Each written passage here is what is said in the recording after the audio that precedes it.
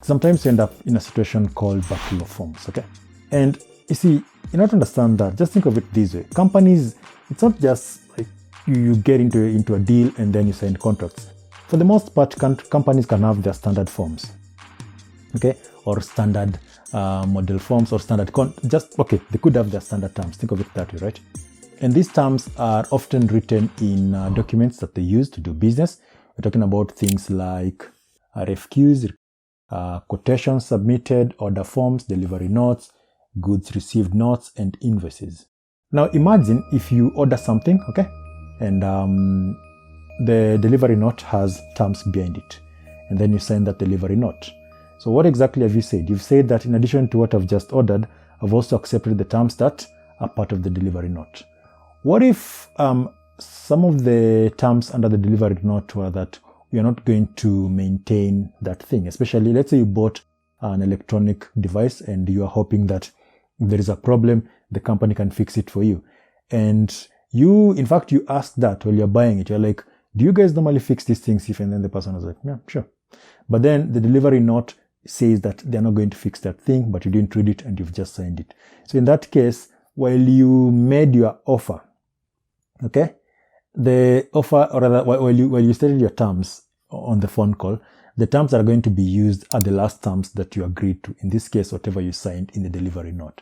And that is actually the making of battle of form. The idea is that the last form wins, because usually that is the last one that you've accepted, and that is what you go with. That's the problem there.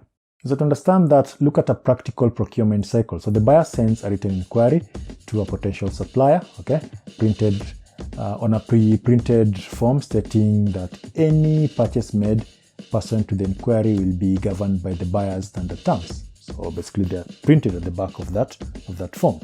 The supplier responds by quoting details of price availability, stating that any sale will be governed by the supplier's own standard terms, which are also printed on the back of the form.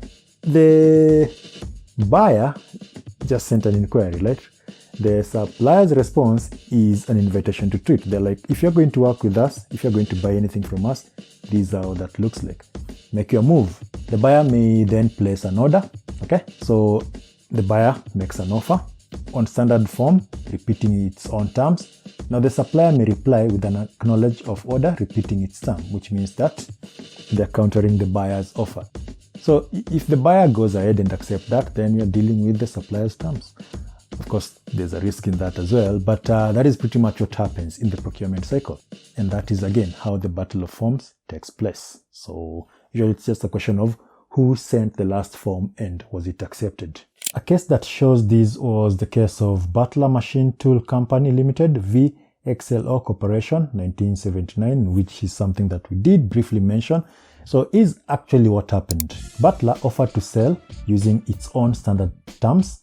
XLO placed an order using its terms, which were different from Butler's. The order form had a tear-off slip, which the supplier had to return. Now that slip acknowledged the terms of the order. Butler did this. The courts held that the return of this slip was an acceptance of the terms and created the contract, which means now you are trading using those particular terms. And that is the reason why when it comes to battle of forms, the idea is always whoever, the last document wins, or that's pretty much is the last shot. The question then is, how do you prevent this if you're interested in preventing this? So if you're interested in preventing battle of forms, here are some of the things that you can pay attention to, or rather you can take into account. Number one, send acknowledgement copies of all inquiries accompanied by the buyer's terms, which the given supplier must complete and return. So that is number one thing that you can do. It's be like, look, this is what you want you to deal with, complete that, and then return it, and then you can have a business. And number two, send acknowledgement copies of all purchase orders, which the supplier should sign and return, indicating agreement with the buyer's terms. If the seller acknowledges using its own documentation, for example, by attaching terms and conditions, the buyer should write back stating that delivery will be on the buyer's condition. Number three, negotiate contract with suppliers, agreeing on specific terms and conditions, which may include some of the buyer's standard terms and some of the sellers.